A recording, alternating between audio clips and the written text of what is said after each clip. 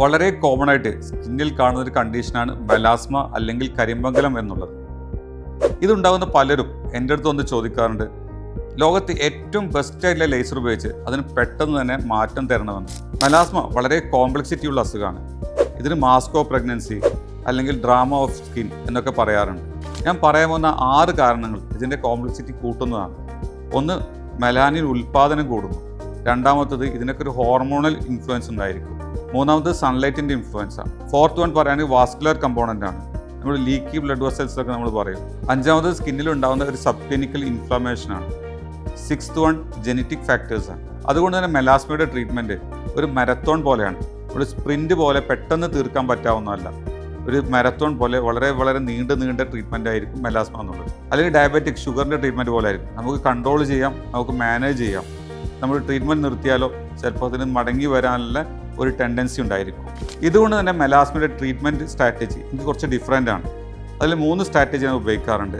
ഒന്ന്, മെലാനിൻ്റെ ഉൽപ്പാദനം സപ്രസ് ചെയ്യുക എന്നുള്ളത്. രണ്ടാമത്തത്, മെലാനിൻ ഉൽപ്പാദിപ്പിക്കുന്ന ഫാക്ടറി, അതായത് മെലനോസൈറ്റ് എന്ന സെല്ലിനെ സ്റ്റെബിലൈസ് ചെയ്യുക എന്നുള്ളതാണ്. മൂന്നാമതാണ്, എക്സസ് ആയിട്ട് മെലാനിൻ ഉൽപ്പാദിപ്പിച്ചത് റിമൂവ് ചെയ്യുക എന്നുള്ളത്. ഈ സ്ട്രാറ്റജിക്ക് നമ്മൾ പല കാര്യങ്ങളും ഉപയോഗിക്കാറുണ്ട്. അതിന് കോജിക് ആസിഡ്, അസിലിക് ആസിഡ്, ആൽഫ ആർബ്യൂട്ടിനൊക്കെ ഉപയോഗിക്കും. അതേപോലെ ഹൈഡ്രോക്വിനോൺ ക്രീംസും ചില സമയത്ത് ഉപയോഗിക്കാറുണ്ട്.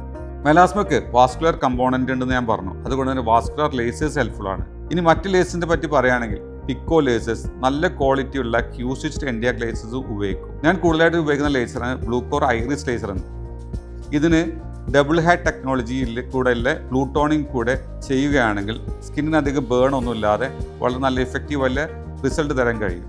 ഇനി നിങ്ങൾ ലേസർ ചെയ്യുന്നത് അനധികൃത സ്ഥലങ്ങളിലോ ക്വാളിറ്റി കുറവുള്ള ലേസറാണ് നിങ്ങൾ ചെയ്തിട്ടുണ്ടെങ്കിൽ സ്കിന്നിൻ്റെ അകത്ത് ഒരുപാട് ഹീറ്റ് പ്രൊഡ്യൂസ് ചെയ്യുകയും നമ്മുടെ സ്കിന്ന് തന്നെ അത് മെലാനിൻ ഉൽപ്പാദിപ്പിക്കാനുള്ള സ്റ്റിമുലേഷനായി കാണുകയും കറുപ്പ് കൂടി വരികയും ചെയ്യും. മെലാസ്മ വളരെ കോംപ്ലക്സിറ്റി ഉള്ള വളരെ പ്രൊലോങ്ഡ് ആയിട്ടുള്ള കണ്ടീഷൻ ആയതുകൊണ്ട് അത് പെട്ടെന്ന് മാറി കിട്ടാൻ ഒരു ലേസർ ചെയ്തുകൊണ്ടൊന്നും ഇഫക്റ്റീവ് ആവുന്നതല്ല. അതിന് വേണ്ടത് കോമ്പിനേഷൻ ട്രീറ്റ്മെൻ്റ് ആണ്. ഈ കോമ്പിനേഷനിൽ നിങ്ങൾക്ക് വേണ്ടത് റൈറ്റ് ഡെർമറ്റോളജിസ്റ്റും റൈറ്റ് ട്രീറ്റ്മെൻറ്റും ആണ്. സെക്കൻഡ് വൺ, നിങ്ങൾക്ക് വേണ്ടത് നല്ല SPF ഉള്ള സൺസ്ക്രീനാണ്. തേർഡ് വൺ വേണ്ടത് നിങ്ങളുടെ സൈഡിൽ നിന്ന് പങ്ക്ച്വാലിറ്റിയും പേഷ്യൻസുമാണ്.